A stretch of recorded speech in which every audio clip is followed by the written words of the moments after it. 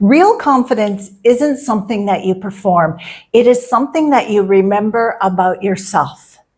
If you are tired of trying to sound confident, look confident, act confident, yet still feel awkward, self-conscious, or just exhausted afterward, this video is for you, because fake confidence doesn't create charisma. It creates tension.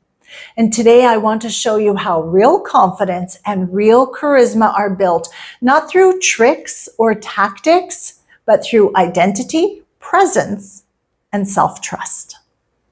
Hey there, everyone. I'm Esther Bartkiw. For over 21 years, I have been helping people build confidence, esteem, self-worth, and respect so they can create the life that they want to live and experience. If you enjoy personal and spiritual growth content that helps you to feel more grounded, authentic, and powerful in who you are, please give this video a like and subscribe to my channel. Now, let's get right into it. You want confidence. You want charisma. But let me ask you something honestly. What do those words mean to you? What do they feel like in your body? Close your eyes for a minute and imagine yourself being confident and charismatic. How are you standing? How are you speaking? How are you relating to people, both friends and strangers? Most people think confidence is certainty and charisma is attention. But real confidence is actually self-trust, and real charisma is presence. And when you have both, your relationships shift, your career changes, your energy shifts, people feel safe with you, they trust you, they remember you, they want to be near you. People who want more confidence and charisma often get caught up in the trap of fake it until you make it. But that's where things go wrong. Fake it until you make it teaches you to perform an identity that you don't believe yet. And that means you're constantly monitoring yourself, saying, am I saying the right thing? Did that sound confident? Do I look okay, or do I look awkward right now? And the moment that you begin monitoring yourself, you detach from confidence energetically. And that self-surveillance, well, that's what kills charisma.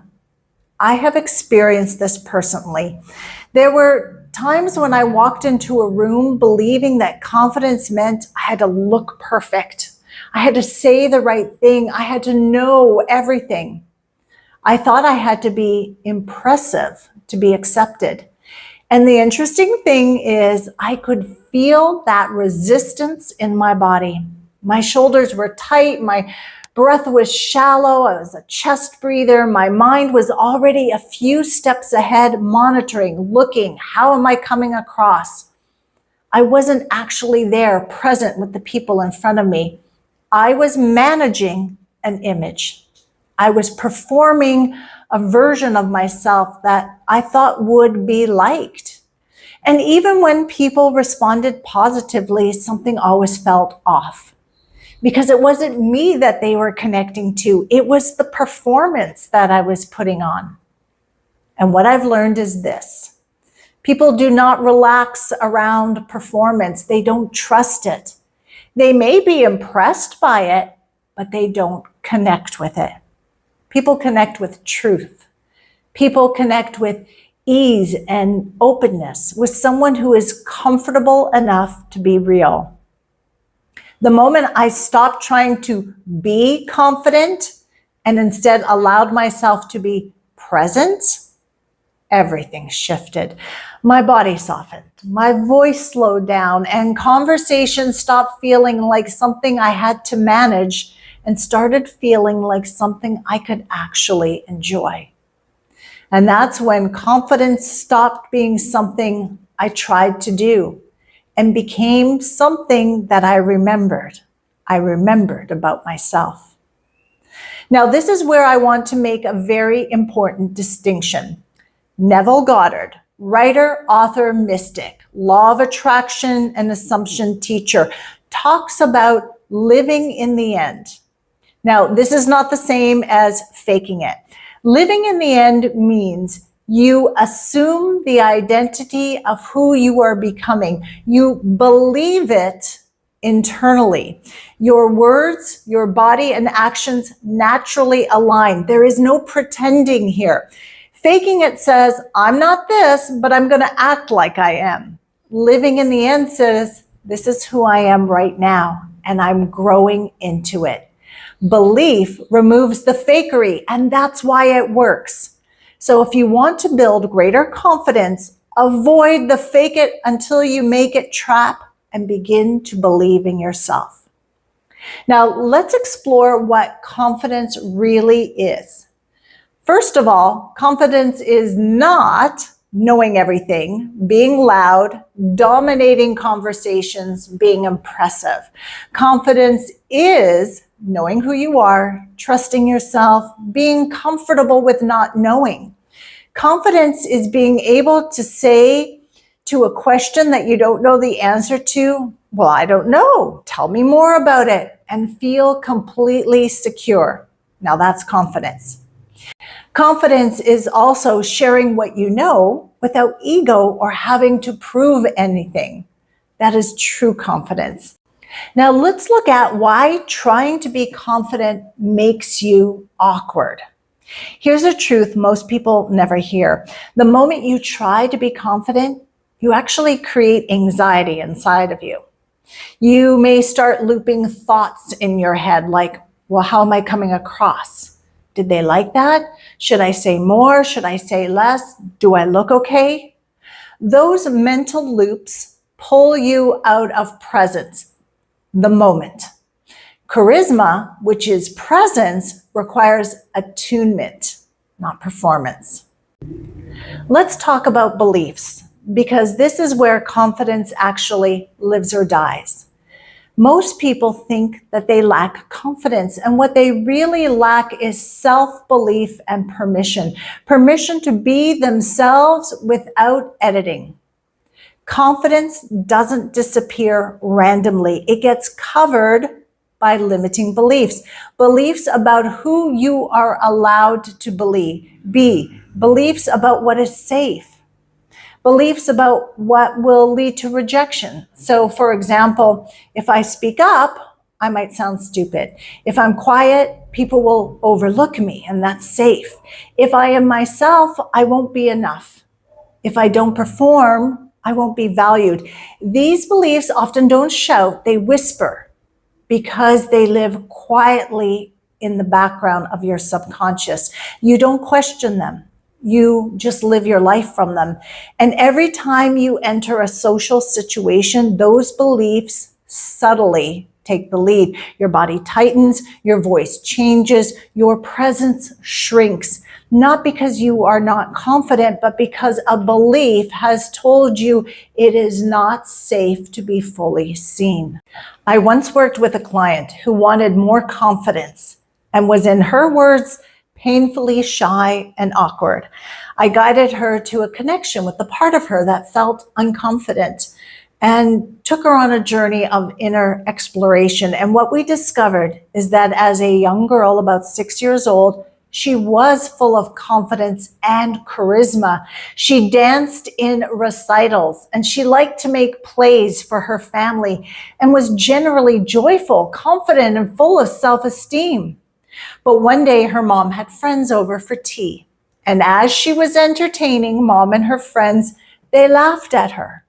Now, we will never know if they laughed at her in delight or they were making fun of her. But in that moment of unexpected laughter, my client felt like she did something wrong. She wasn't accepted. She was not good enough, not liked.